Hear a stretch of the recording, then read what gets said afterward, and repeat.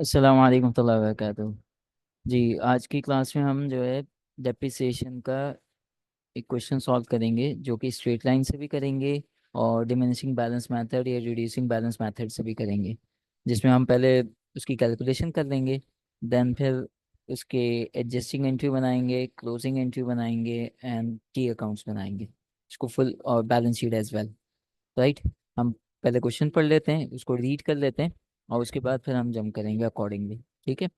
On January-March 2022, 2019, Mr. Yusuf purchased a machine cost of 2 lakh rupees. The scrap value is 2000.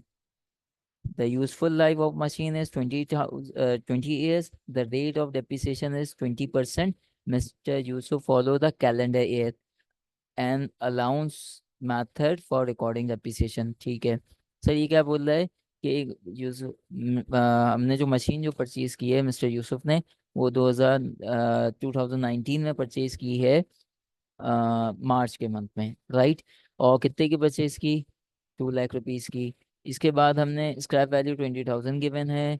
और main बात हमारे लिए important क्या है, फाइनेंशियल ईयर कौन सा फॉलो कर रहा है। वो basically financial year calendar year, मतलब that means January to December follow कर रहा है, उसका financial year January to December है। राइट। अच्छा, रिक्वायरमेंट में बोल रहा है calculate depreciation of machine for 2019-20, 3 साल का डेप्रिसिएशन निकालें, स्ट्रेट लाइन से भी और डिमिनिशिंग बैलेंस मेथड से भी, एडजस्टिंग एंट्रीज दे दें, टी अकाउंट्स वगैरह सब बना दें।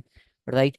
तो सबसे पहले हम निकालते हैं straight line method. Straight line method का हमारे पास, हमें पता है फॉर्मूला क्या होता है एनुअल डेप्रिसिएशन निकालने के लिए। Annual depreciation cost minus residual value divided by estimated life. अच्छा, स्क्रैप वैल्यू और रेजिजुअल वैल्यू और सेल्वेज वैल्यू, ये तीनों वैल्यूज का मतलब एक ही है कि आपने अपने एसेट को पूरा यूज कर लिया, यूटिलाइज कर लिया, उसकी लाइफ खत्म हो गई और बाद में आप जो मार्केट में आफ्टर मार्केट जो बेच रहे होते हैं, वो स्क्रैप कर रहे होते हो अपने, या डिस्पोजल कर रहे होते हो अपने एसेट का, उसको स्क्रैप वैल्यू, कितने पे स्क्रैप किया वो वैल्यू जी। ठीक है। तो हम क्या लिखेंगे, कॉस्ट हमारे पास कितनी है, 2 लाख रुपीज, रेजिडुअल वैल्यू कितनी है, 20,000, एंड एस्टिमेटेड लाइफ है 20 ईयर्स। तो हम इसको फॉर्मूले से इसको सॉल्व कर लेते हैं। राइट। आ जाए।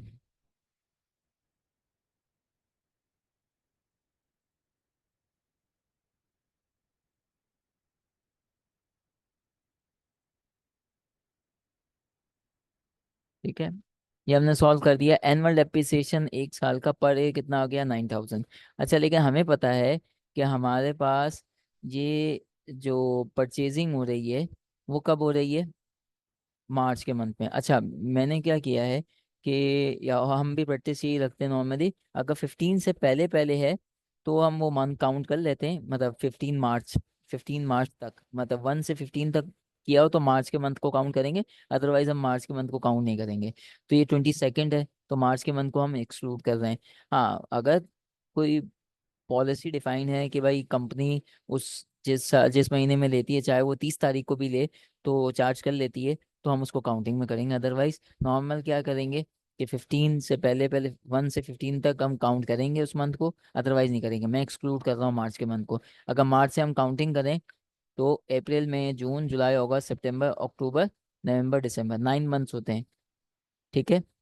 तो हम क्या कर रहे हैं, 9,000 डिवाइडेड बाई 12 मल्टीप्लाई बाय 9, क्योंकि 9 मंथ्स है। तो हमारे पास जो फाइनल फिगर जो आया डेप्रिसिएशन फर्स्ट ईयर का, वो 6,750 आया। Accumulated depreciation as equal to first year depreciation. ठीक है।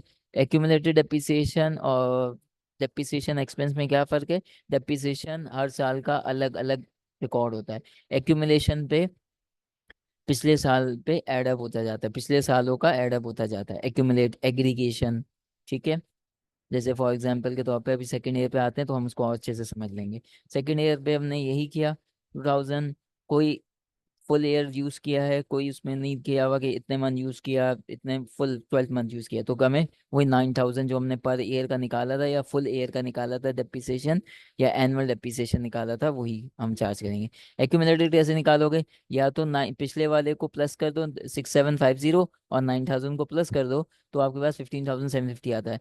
या तो भी तरीका ये है, दूसरा तरीका क्या है, 9,000 ये और इसके एक्यूमुलेशन पिछला क्या था, इन दोनों को ऐड कर लो, both are same. Both are correct, ठीक है, दोनों मेथड सही है। आगे चलते हैं। फिर थर्ड थर्ड ईयर में भी फुल ईयर यूज़ किया 9,000, और ये 15,750 में 9,000 और ऐड कर दिया तो 24,750 हो गया, राइट। अब हम जम करते हैं स्ट्रेट लाइन की एडजस्टिंग एंट्री से। पहले पूरा स्ट्रेट लाइन कर लेंगे, फिर हम आते हैं डिमिनिशिंग पे या फिर बैलेंस रिड्यूसिंग बैलेंस मेथड पे, राइट। आ जाए, अब हम जम करते हैं किस पे, adjusting entry for straight lines. Straight line की ये हमने स्ट्रेट लाइन SLM लिख दिया है स्ट्रेट लाइन के लिए। फिर मोहम्मद यूसुफ के नाम आ गया, एडजस्टिंग कंपनी का नाम आ गया, और एडजस्टिंग एंट्री बना रहे हैं। इसमें क्या कर रहे हैं, एडजस्टिंग एंट्री से हमें पता है फिक्स होती है डेप्रिसिएशन एक्सपेंस डेबिट, अलाउंस और डेप्रिसिएशन क्रेडिट। ठीक है, डेट लिख देंगे, लास्ट ईयर पे करते हैं, राइट। इसी तरीके से आप यहाँ पे आ जाएं, डेपी 6750। सर ये कहाँ से आया है? ये बिल्कुल हमने यहाँ से ये जो किया है डेप्रिसिएशन का, ये एंट्रीज के लिए, ये वाला कॉलम जो है एंट्रीज के लिए भी यूज होता है। और इनकम स्टेटमेंट अगर बनाना हो तो इनकम स्टेटमेंट में फिगर यहीं से मंथ ईयर वाइज उठाएंगे ऑब्वियसली, राइट। 6750 ये भी हो गया, राइट। फिर तीसरे पे फिर दूसरे, हर साल की अलग अलग एंट्री होगी, हर साल की अलग अलग एंट्री, राइट। इसके बाद ठीक है, आई होप ये समझ आ गई होगी। ठीक है, अब हम आगे चलते हैं। देन फिर closing entries. Closing entries sir कैसे बनाई जाती है? क्लोजिंग एंट्रीज में फॉर एग्जांपल के तौर पे जो चीज़ डेबिट हो रही होती है उसको क्रेडिट कर देते हैं। जैसे फॉर एग्जांपल के तौर पे हमारे केस में डेप्रिसिएशन एक्सपेंस है, एक्सपेंस का नेचर है डेबिट इन नेचर होता है, उसको क्लोज करना हो तो क्रेडिट इन नेचर हो जाएगा। अगर कोई इनकम है तो उसका बाय डिफॉल्ट नेचर क्रेडिट होता है, लेकिन जब क्लोज करने के लिए जाओगे तो उसको डेबिट कर दोगे। लेकिन हम इसको डेप्रिसिएशन एक्सपेंस को डेबिट कर देंगे, किसके सॉरी क्रेडिट कर देंगे, क्योंकि हम क्लोज करने जा रहे हैं। एक्सपेंस एंड रेवेन्यू समरी और डेप्रिसिएशन एक्सपेंस। अच्छा, इस एक्सपेंस एंड रेवेन्यू समरी के अलावा हम PNL प्रॉफिट एंड लॉस भी लिख सकते हैं, PNL भी लिख सकते हैं, ठीक है।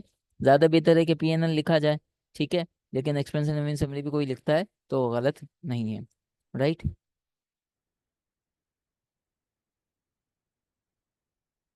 ये क्लोज किया, क्या किया सर आपने? क्लोज है। ये क्लोजिंग एंट्री क्यों बनाई जाती है हमें? आप जब टी अकाउंट बनाएंगे तो उसमें हमें हेल्प आउट करेगा आपको डेप्रिसिएशन का अकाउंट को क्लोज करने के लिए, राइट। फिर आ जाएं सेकेंड ईयर। सेकेंड ईयर में भी सेम एंट्री, सेम बनेगी, अमाउंट चेंज करते जाएंगे, सेम सेम एज अबव, ठीक है। सिर्फ अमाउंट वो जो आपने जो जिससे एडजस्टिंग एंट्री पास की होगी उसी अमाउंट से क्लोजिंग एंट्री पास हो जाएगी। ये देखिए हमारा ये जो है क्लोजिंग एंट्री तक कंप्लीट हो गया। अब आ जाते हैं इसका टी अकाउंट। टी अकाउंट बनाने के लिए हमें क्या करना पड़ता है? सबसे पहले आ जाए हम लोग, इसको मैं थोड़ा सा बड़ा कर देता हूँ ताकि हमें समझ में आ जाए, राइट। मैं इसको थोड़ा सा बड़ा कर देता हूँ, ये बड़ा हो गया है तो विजिबिलिटी बढ़ जाती है। अच्छा, अब हम क्या कर रहे हैं, मोहम्मद यूसुफ की कंपनी की हेडिंग डाली जनरल लेजर। अच्छा, जनरल लेजर बोले या टी अकाउंट बोले, बोथ आर सेम। सबसे पहले मशीन का अकाउंट बनाएंगे। मशीन कितने की परचेज की थी सर? 2 लाख की। कितने की परचेज की थी? 2 लाख रुपीज की, ठीक है। 2 लाख रुपीज की क्या था? कैश और बैंक। ऑब्वियसली हमारे कैश और बैंक में, ये देखो डेट मैंने वही लिखी है जो 22 तारीख को परचेज किया था, राइट। फिर हम क्या कर रहे हैं, इसको बैलेंस कैरिड फॉरवर्ड और balance brought forward, right. Balance carried forward और बैलेंस ब्रॉड फॉरवर्ड,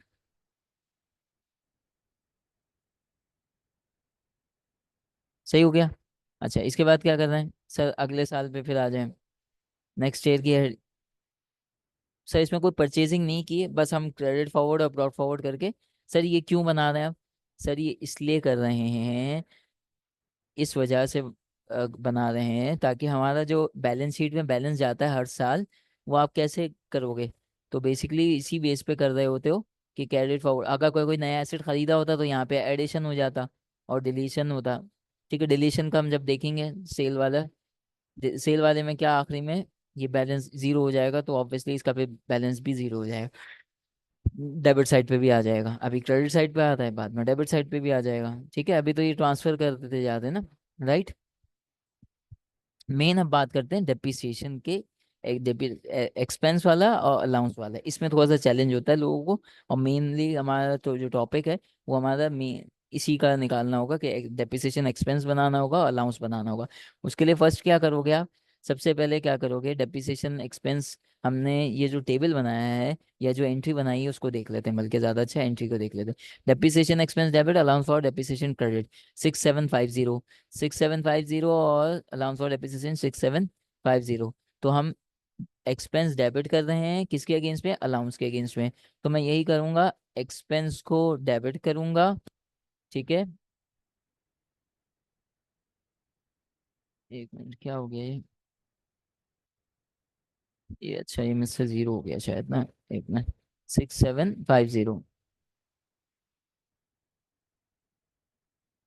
6750, ठीक है यही था, बिल्कुल सही है।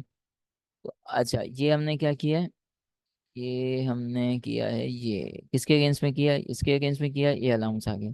ठीक है सर, ये आपने अलाउंस को, अलाउंस तो क्रेडिट होता है सर, अलाउंस को क्रेडिट नहीं किया, डेप्रिसिएशन का टी अकाउंट बनाया है और 6750 को डेबिट किया। किसके अगेंस्ट में, अलाउंस के, अलाउंस के अकाउंट को इधर क्रेडिट कर रहा हूँ डेप्रिसिएशन के। ठीक है, ये दोनों एंट्रियां समझ आ गई, मैंने एक साथ ही कर दी, पहली एंट्री खत्म हो गई हमारी। ठीक है, और क्या करें, इसको क्लोज कर दें सर, दोनों चीज़ें बराबर हैं, टेंशन की बात ही नहीं है। सेकंड ईयर पे आए, सेकंड ईयर का हमारा 9,000 था सर। जिसको ये बात समझ नहीं आई, पीछे जाके वो वाली शीट पे जाके देख ले, प्रीवियस वाली जो हमने ये बनाया था, एडजस्टिंग एंट्रीज, एडजस्टिंग एंट्रीज से बना रहा हूँ मैं। ठीक है, फिर क्या कर रहे हैं सर, ये इसी को एक्सपेंस एंड समरी के अगेंस्ट में क्रेडिट कर दिया, राइट। बेसिकली ये क्लोजिंग एंट्री से उठाया डेप्रिसिएशन के, राइट। सर इसको तो सीधे सीधे तरीके से आप क्लोज कर दोगे, इसमें मसला नहीं है। अब आते हैं इधर, अलाउंस हमारा, एडजस्टिंग एंट्री को देखें, एक अलाउंस यहाँ क्रेडिट हो रहा है एक्सपेंस के अगेंस्ट में, ये भी एक्सपेंस के अगेंस्ट में, ये भी against। अब क्या कर रहे हैं हम, बारी बारी, अच्छा इसको क्लोज करने के लिए वही balance carried forward, balance brought forward, वही करना पड़ेगा, balance carried forward, balance brought forward, balance carried forward. अच्छा, इसमें एक चीज़ है कि आपने जो कैरिड फॉरवर्ड किया था ये ब्रॉड फॉरवर्ड पे आ गया, और इसको यूं भी बोल सकते हो समझने के लिए, फॉर अंडरस्टैंडिंग पर्पस, ये क्लोजिंग बैलेंस है, ये क्लोजिंग बैलेंस है और ये एंडिंग बैलेंस है। सॉरी, ये एंडिंग बैलेंस है या क्लोजिंग बैलेंस है, और ये ओपनिंग बैलेंस भी बोल सकते हो, फॉर नेक्स्ट ईयर या नेक्स्ट पीरियड। ठीक है, इसीलिए हम जब नेक्स्ट ईयर की हम अलाउंस रिकॉर्ड कर रहे हैं तो इन दोनों में ऐड कर लेंगे, क्योंकि हमने ट्रांसफर कर दिया नेक्स्ट ईयर, और यही अमाउंट फिर जाता है बैलेंस शीट में, यही लॉजिक चलती है एक्यूमुलेटेड डेप्रिसिएशन के लिए। अभी हम करेंगे बैलेंस शीट में भी, तो आ जाएगा समझ में। ठीक है, ये तीनों साल के लिए हमने कंप्लीट कर दिया, राइट। ये हमारे टी अकाउंट्स कंप्लीट हो गए। फिर partial balance sheet, partial balance sheet पे नॉन करंट एसिड की हेडिंग डालें, एसिड की हेडिंग डालें, मशीन लिखें, लेस एक्यूमुलेटेड डेप्रिसिएशन, ये लास्ट वाला जो हमने किया था, ये वाला लास्ट बैलेंस, फाइनल बैलेंस उठा लें उसको, और नेट करके वो करने हैं। ठीक हो गया। अच्छा मैं यहाँ,